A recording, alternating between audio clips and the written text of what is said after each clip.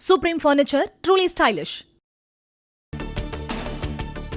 பிரதமர் நரேந்திர மோடி தியானம் மேற்கொள்ளும் விவேகானந்தர் பாறையை சுற்றிலும் கடற்படையினர், கடலோர காவல் படையினர் ரோந்து. கடற்கரை பகுதிகளிலும் போலீசார் குவிக்கப்பட்டு பலத்த பாதுகாப்பு. திருமயம் சத்தியகிரீஸ்வரர் கோவிலில் வழிபாடு நடத்தினார் உள்துறை அமைச்சர் அமித் ஷா. கோட்டை பைரவர் கோவில் வாசல் முன்பு தேங்காய் உடைத்து பிரார்த்தனை. கேரளாவில் தென்மேற்கு பருவமழை தொடங்கியிருப்பதாக இந்திய வானிலை ஆய்வு மையம் அறிவிப்பு. இந்த ஆண்டு இயல்பை விட அதிகமான மழைப்பொழிவு இருக்கும் என தகவல். தென் தமிழக பகுதிகளில் மேல்நிலவும் வளிமண்டல கீழடுக்கு சுழற்சி காரணமாக தமிழ்நாட்டில் ஓரிரு இடங்களில் இன்று முதல் 7 நாட்களுக்கு மழை பெய்ய வாய்ப்பு. வானிலை மையம் அறிக்கை. சேலம், நாமக்கல், ஈரோடு, கோயம்புத்தூர், தருமபுரி, கிருஷ்ணகிரி, திருச்சி, நீலகிரி, திருப்பத்தூர் ஆகிய மாவட்டங்களில் ஜூன் 1 மற்றும் 2ஆம் தேதிகளில் ஓரிரு இடங்களில் கனமழை பெய்யக்கூடும். வானிலை ஆய்வு மையம் அறிவிப்பு.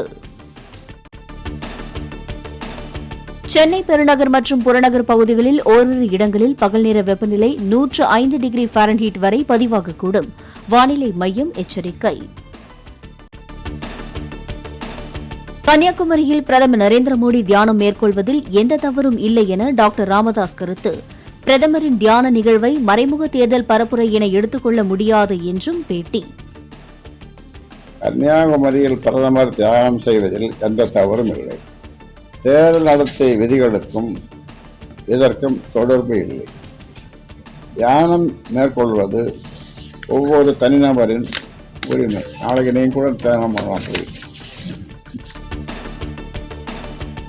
புதுச்சேரியில் ஜிம் பயிற்சியாளர் கல்லால் அடித்துக் கொல்லப்பட்ட வழக்கில் கைது செய்யப்பட்டவர்களின் வீடுகளை அடித்து நொறுக்கிய உறவினர்கள். குற்றவாளிகள் மீது கடும் நடவடிக்கை எடுக்க வலியுறுத்தி சாலை மறியல் போராட்டம். தமிழகத்தில் 39 தொகுதிகளுக்கும் வாக்கு எண்ணிக்கைக்கான பார்வையாளர்கள் நியமனம். 57 IAS அதிகாரிகளை பார்வையாளர்களாக நியமித்து தேர்தல் ஆணையம் உத்தரவு. செல்போனில் பேசியபடி கார் ஓட்டிய வழக்கில் கைதான யூடியூபர் TTF வாசனுக்கு ஜாமீன். இதுபோன்ற செயல்களில் இனி ஈடுபட மாட்டேன் என வீடியோ வெளியிடுமாறு மதுரை நீதிமன்றம் உத்தரவு. தன் மீது வேண்டுமென்றே பொய் வழக்கு பதிவு செய்யப்பட்டுள்ளதாக TTF வாசன் குமுறல். மதுரை மாவட்ட நீதிமன்றத்தில் ஆஜர்படுத்த அழைத்து வந்தபோது போலீசார் முன்னிலையில் முழக்கம். ட்ரங்க் அண்ட் ரைட் பண்ணிட்டு வந்த எல்லாருக்குமே ட்ரங்க் அண்ட் ரைட் பண்ணிட்டு வந்த கேஸ் தான். ஆனா போன் காதுல வச்சு பேசலையே, நான் ஸ்பீக்கர்ல தானே வச்சு பேசினேன். ஆனா எனக்கு யாரோட உயிருக்கு நான் பங்கு விளைவிச்சேன்.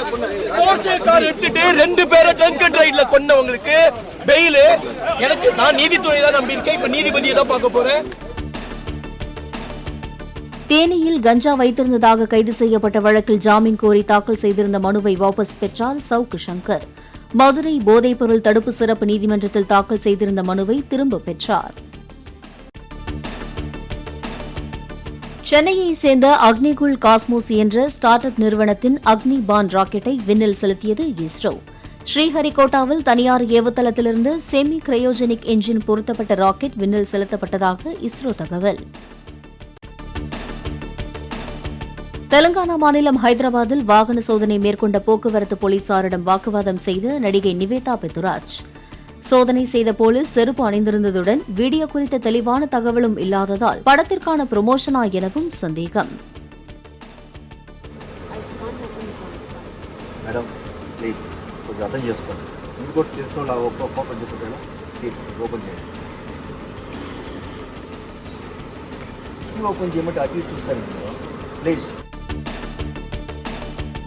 பிரதமர் கோவிலுக்கு போவதும் தியானம் செய்வதும் எப்படி தேர்தல் விதிமுறை மீறலாகும் என மத்திய இணையமைச்சர் எல் முருகன் கேள்வி.